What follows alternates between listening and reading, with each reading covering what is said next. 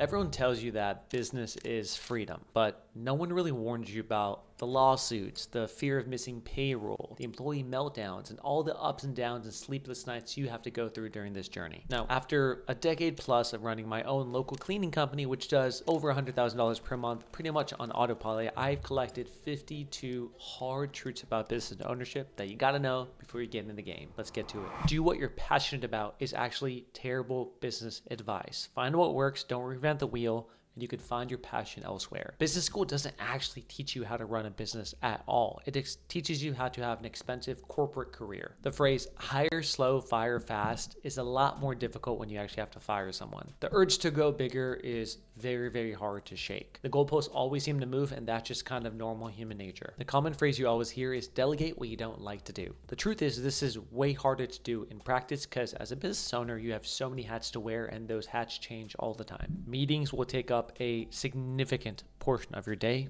Plan accordingly. Hiring from the top 1% of the talent pool becomes really, really expensive and really, really hard to do. You're competing against mega corporations with massive budgets. So SMB owners or small, medium business owners need to get really, really good at systems and really, really good at delegation so you can hire people who are not the top 1% player, but make them 1% players. If you rely on blue collar labor, like a lot of these home service industries, reliability is going to be the number one biggest factor of the business. The beauty of the business is that it's a people business. The hard part is reliability. Plan accordingly. The skill of managing people is 50% art and 50% science. It doesn't matter how many books you read. It's always going to be 50-50. And the hard part is you don't really know which part to use at any given time. Managing people is by far the hardest part of business ownership. Second most hardest part is managing your emotions. The best employees you have are not going to be individual contributors. They're going to be team players. A successful business is a team of happy people working together, and you need to do everything as a founder to prevent any bad apple from joining the system and disrupting everyone.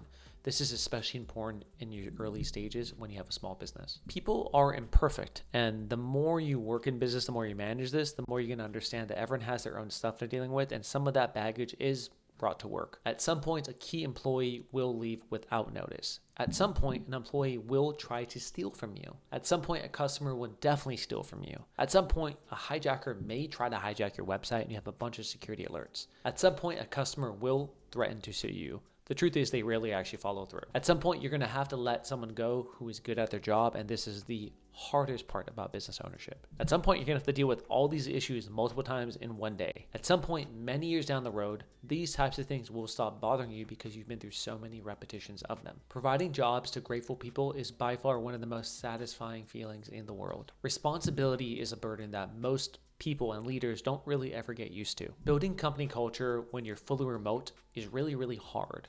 Therefore, you got to try twice as hard to actually build remote team culture. No software is perfect. You're always going to find something you don't like about any software you use. Just figure out what works 80% of the way there and move on. Marketing tactics always change. Every couple of years they change. So if you're 100% dependent on one marketing tactic, you are 100% likely to go out of business soon. If you feel like you haven't experienced the highs and lows of entrepreneurship, the truth is you're probably not growing fast enough and you're not out of your comfort zone yet. You're probably going to have to make thousands of tough decisions without having complete information. That's just the game. There's no one to blame at all when you are the owner. The buck stops with you, and that's a tough pill to swallow. You're going to be wrong a lot. But the truth is your business is only going to grow when you break things and then rebuild them better. People with great cash flow businesses do amazing in recessions. The truth is that most people drastically overestimate their ability to become cash flow positive during recessions. Lifestyle inflation, when you start to make real money, becomes really real. Beware of that. My personal opinion is that every dollar you make after around $150,000 per year does not improve your life drastically. There's diminishing returns of making more and more and more money. With that, the game of more is one of the hardest games to get over and something that you're going to have to battle on constantly. Warren Buffett has a famous phrase, which is be greedy when others are fearful. The truth is that's really, really hard to do in practice. Now, if you want to preserve your wealth the long term, at some point you're going to have to move it out of your business and into long-term, more passive assets like stocks or real estate. That's the game. Having an unprofitable month is going to happen. It's almost guaranteed.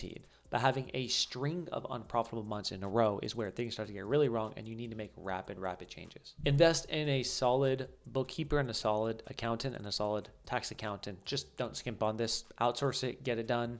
don't skimp. The truth is that I think most people would be happier working in their business rather than on their business. It's not always required to work on your business as the street strategist. You can work in your business and have a high-paying job and be very, very fulfilled and happy. Developing your own business philosophy and your own culture is way more important than copying somebody else. So at the beginning, feel free to read the books, look at advice, watch these videos, but at some point you're gonna have to develop your own values and your own philosophy, and that's how you govern your business. Bad advice will set you down the wrong path for years. Vet who your advice is coming from. A good mentor should be asking you a dozen questions before actually answering your main question. This whole game of entrepreneurship is making rapid decisions with not as much information. So realize that analysis paralysis will rob you of your precious time. You're never going to be fully confident or ready. You just got to get going. If I was to give myself advice a decade plus ago, it would be this one thing, which is take massive action and be okay publicly failing along the way. It's better to move fast and fail rather than move slow just for fear of what someone else might think about you. It's extremely hard not to fall into the trap of tying your business success with your personal confidence and worth. Try not to do it, but realize it is a very hard game to play. Most successful SMB owners I met are either incredibly egotistical or incredibly humble. It's always one of the extremes. SMB owners have some of the best lifestyles I've ever seen, and some have lifestyles that I would never want. For every business, there's a point where managing your personal mindset and attitude is 10 times more impactful for a business than just doing more work.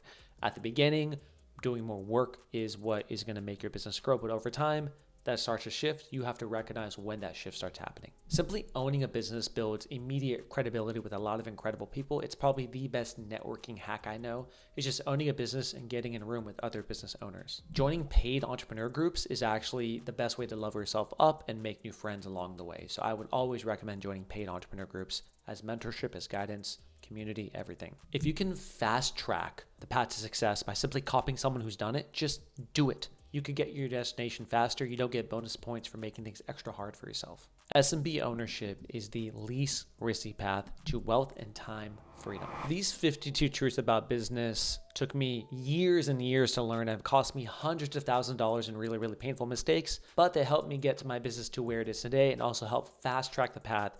40 plus other franchise locations have made this who are working on their own lifestyle business as well. Now, if you want the tactical breakdown of how I actually built a 100K per month cleaning business, which I can now manage for about 5 hours a week, I break down everything from start to finish in the next video. Check it out and I'll see you in there.